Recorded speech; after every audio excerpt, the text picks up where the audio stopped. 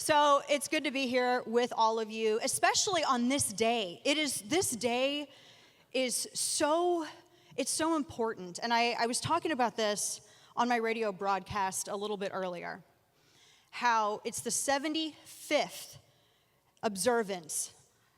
anniversary of D-Day. The greatest generation, the men who saved the world. Toxic masculinity, as some would call it. And I will say that toxic masculinity, the chivalry, that's how it's often labeled, the chivalry, the desire to protect one's family and friends and country, it's helped keep us free. It has. There's one image, though, that is seared into my head. And I can't even imagine what these young men felt, what they experienced as they prepared for really the greatest military move in world history. Just everything that went into planning this. One of my favorite stories, really quickly, about World War II is the Ghost Army, which was, there was a special group of soldiers, and they were recruited. That these individuals were in art and entertainment, and they were the ones who were faking out the Nazis with fake tanks and fake soldiers to try to distract them from the actual point where our combined forces, the Allied forces, were going to storm the beaches. It's such amazing history, and I hear it and I just marvel at the creativity, the ingenuity, and the bravery of these men and the women who helped.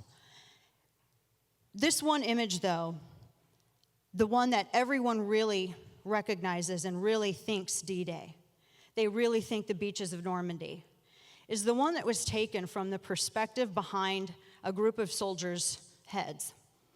These guys, they had practiced this. Our military had practiced it. They had done it on a couple of different beaches over in England to get ready for those sandy shores of the French coast.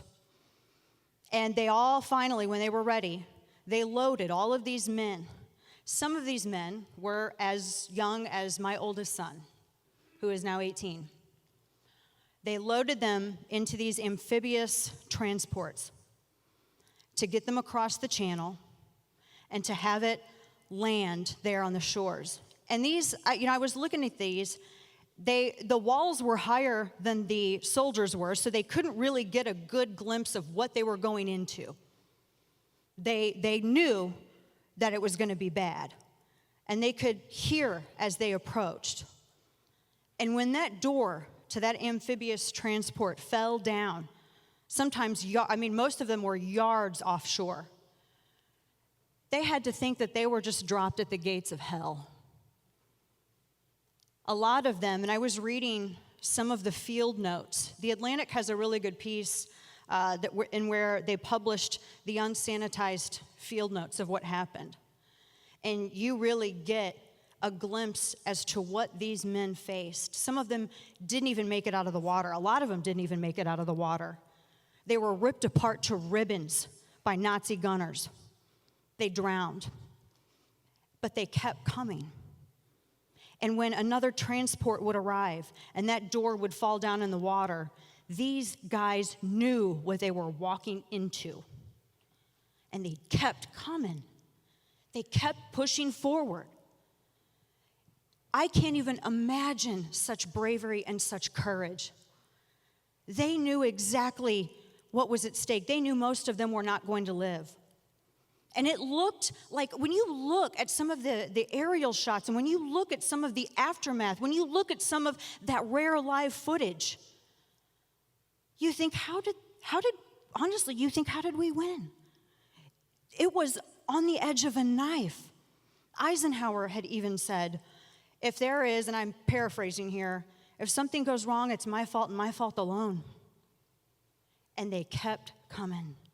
Wave after wave after wave after wave, frigid waters. They had no cover on these shores, and they kept pushing through. The fate of mankind was on their shoulders.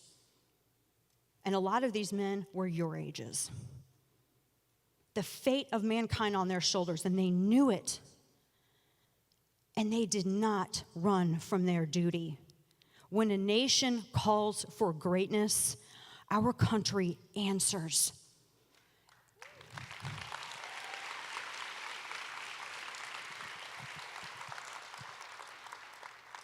My husband's grandfather was one of those infantrymen on the shores of Normandy, and they called him a dog face, and I have never actually been sure where that term came from, but he was one of those foot soldiers over there making history, and they knew it was history at the time, but they just were concerned about staying alive. And there's one thing that I really think about when what was the news yesterday with YouTube and Facebook and Twitter and all of the social media and the tech platforms. It seems so weird that this has kind of spilled out fully into the public sphere where now late night news is discussing it even. And it happened on the observance, the 75th observance of D-Day.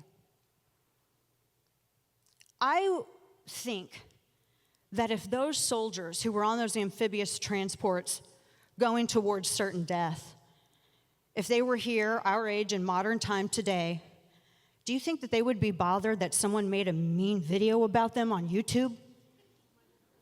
Do you think that they would be bothered that someone said something mean to them on Twitter? Would they demand that Facebook take down someone's page because they were expressing a viewpoint with which they disagreed? These men, they fought real fascism. These men, they faced real tyranny. These people who are demanding the modern day book burning have no idea what fascism is, but I'll tell you, a tenet of it is controlling speech. A tenet of it is trying to eradicate every single idea that challenges yours. On this 75th observance of D-Day, my grandfather, who was on the other side of the world, on the USS Alabama, my husband's grandfather, your grandfathers and great-grandfathers, I'm pretty sure that they didn't do all of this so that someone could get deplatformed on a social media site, be it YouTube, Facebook, Twitter. And that's just one example I could give of how people are really taking for granted our freedoms and how they don't know what in the world fascism is or socialism is. Some of these people need to talk with Jesus and a dictionary.